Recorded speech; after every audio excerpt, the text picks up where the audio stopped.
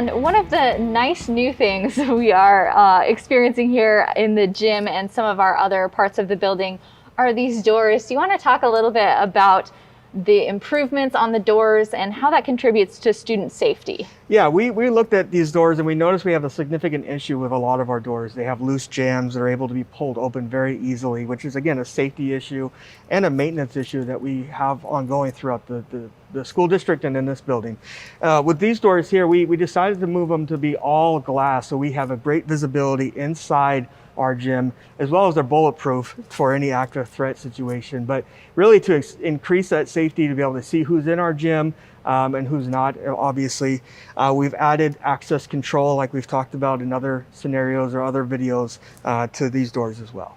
And I appreciate, even while we're struggling with an older facility that requires a lot of updates, that it seems like your team is very consciously focusing on the safety issues first and tackling those. So increasing visibility, and then I believe the vestibules are bulletproof as well, correct? They are, and we modeled these types of doors over our vestibules. If you see some of our doors in the school district and even in this building, we have that middle kind of bar that we have to take out when we have big deliveries. That creates that loose, or the ability to pull open a door. So like in a door like this, we remove that one and have the locks go into the concrete, preventing any kind of wiggle or jamming to be able to pull open a door. And when we're talking about replacing doors, it seems like it's a simple project, but how many doors do we have in this building? We gotta have 30, 40. Yeah, it's upward in the 50. We're talking about exterior doors, about 50, yes. That we still need to address sooner than later. That's pretty substantial, but I think it's important for student safety, and we appreciate the work you're doing as we move through upgrading these doors.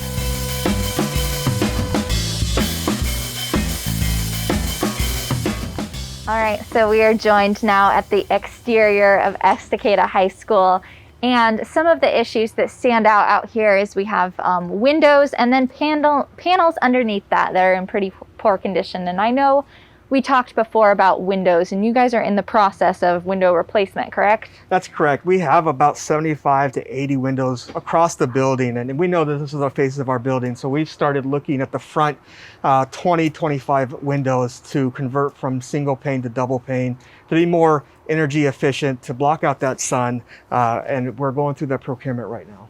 Yeah, I mean, not only is it visually a bit unappealing, but also we're talking about money literally going out the windows in terms of efficiency. So would this be a big cost savings? It is well, it would be a big cost savings. It's also a big upfront cost for the district. It's about $30,000 for these 20 windows to be replaced. But ultimately, the return on investment would be a benefit to the district.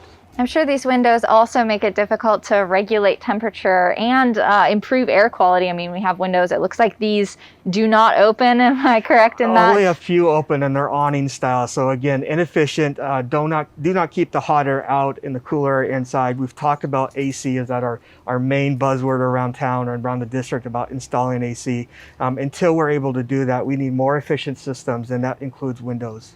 And then additionally, beneath these windows, we have some panels that look like they are not in great shape. And this seems like kind of a simple thing to fix. So why are we hesitant to repair those at this time? It's a little more complicated than just a paint job or just replacing the paneling. And I want to be clear that, right now these are very safe, but we do have encapsulated asbestos that is in our buildings or in these panels here. Right now it's not disturbed, so we have no health or safety issues to our students. But at the moment that we want to start replacing these panels and improving the structure of our building, we will need to abate and do that properly, so we maintain safety and replace these items properly.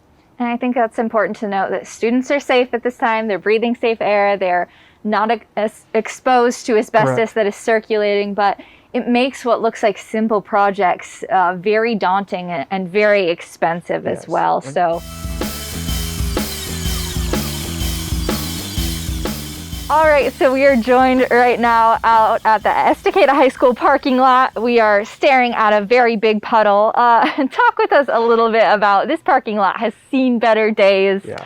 what are the conditions of this parking You'll lot? notice a theme that we've been talking about. This is the original parking lot since we constructed the building in the 60s. So a lot of deterioration and pretty much going down to certain areas of gravel. And what's happening really is just called alligation, where the asphalt and the gravel is pulling apart. And it really isn't a simple job of just doing an overlay. It's really tearing up the entire parking lot, re-leveling it, and then putting new asphalt all the way over it. Yeah, and it strikes me that, you know, the longer we have to delay this, the more expensive this gets. I mean, costs have gone up. I know you've gotten quotes over the years, and the cost has continued to increase. And now we're looking at a significant chunk of change to redo this. Yeah, is that correct? That is correct. About 10 years ago, we did a procurement on this, and it was under $500,000 to be able to replace this entire parking lot. And this includes both sides with the seniors park and then over here where our district office is. We did a procurement late last year, and it was about $700,000. Wow. Now with inflation and things going up every year, it could be closer to $800,000 to replace this entire parking lot.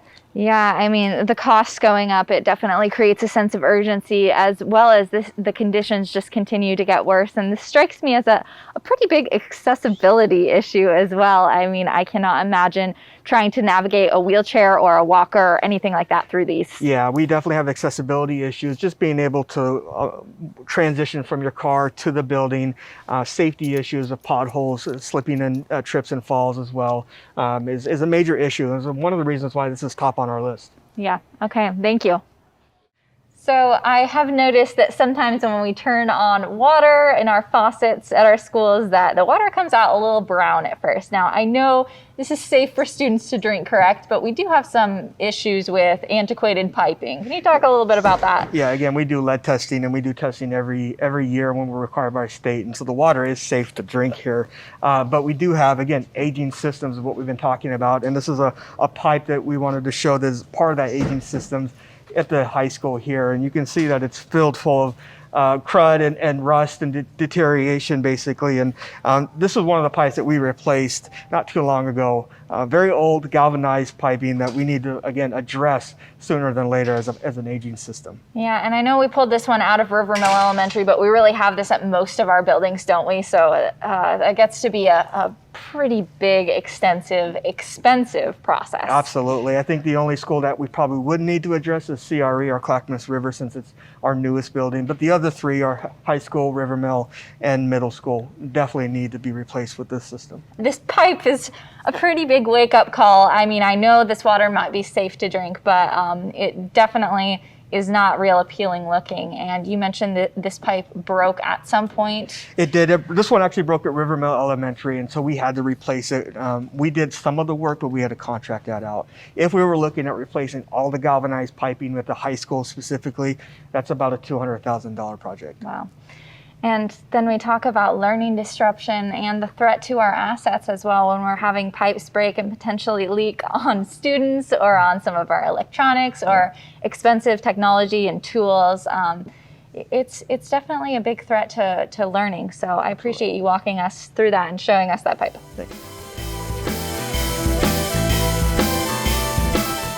Well, thank you, Mike, for taking some time to walk us through Estacada High School. I think it's helpful to see the current conditions of our schools and really what we're doing to update them, make them safe, really protect the investment the taxpayers have made into this facility, and also create a school that our students can be proud of, because I know students learn best and take better care of buildings that they're proud of. So I appreciate you walking us through the school. Thank you. Appreciate it.